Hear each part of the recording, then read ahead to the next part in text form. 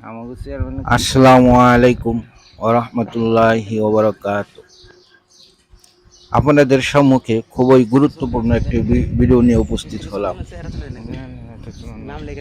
এটা রাস্তাটা হলো রশিদদাহটা গ্রামের রাস্তা। এই রাস্তার জন্য অতীতের চেয়ারম্যানগুলোর কাছে যখন আমরা আবদার করতাম রাস্তা করে দেওয়ার জন্য, তারা না শোনার ভান করে চলে যেত, কোনো গুরুত্ব দিত না। কিন্তু আমাদের মনের দুঃখটা বর্তমান প্যানেল চেয়ারম্যান তিনি বুঝেছেন, এজন্য তিনি রাস্তার কাজ আরম্ভ করে দিয়েছেন, রাস্তার কাজ চালু করে দিয়েছেন। যখন যোগ্য ব্যক্তি যোগ্য আসনে আসেন, তখন জনগণের কষ্টটা তিনি বুঝতে পারেন। যিনি কাজকে ভালোবাসেন, টাকাকে নয়। কিন্তু অতীতের চেয়ারম্যানগুলো তারা টাকাকে ভালোবাসতো, জনগণকেও ভালোবাসতো না। তারা তাদের নিজের পেট ভরত, জনগণ যে কষ্ট আছে এই চিন্তা তাদের মধ্যে ছিলই না। এখন আমাদের মাঝে যোগ্য একজন প্যানেল চেয়ারম্যান আমরা পেয়ে গেছি। এজন্য এই প্যানেল চেয়ারম্যানকে কিভাবে রাখা যায় ভবিষ্যতেও, সে চিন্তা ভাবনা আমাদের করতে হবে।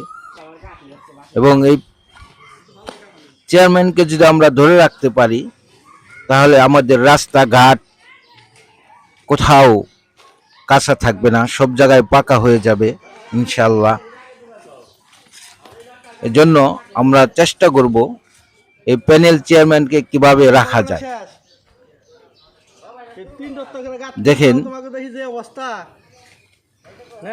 বহুদিন যাবৎ দেখতেছি এই রাস্তাগুলো কাঁচা। শুনে আসছি মুরব্বীদের মুখে যে অমুক চেয়ারম্যান ওয়াদা দিয়েছে রাস্তা করে দেবে, হ্যান করে দেবে, কিন্তু খালি শুনলামই, কিন্তু রাস্তা করে দিল না।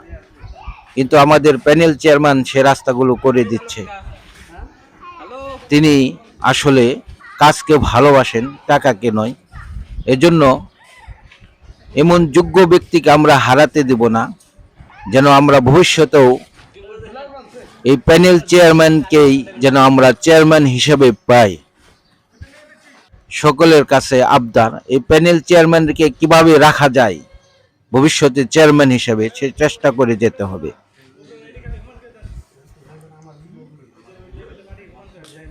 আল্লাহ রব্বুল আলামিন তার হায়াত এবং রিজিকের মধ্যে বরকত দান করুন, আমিন।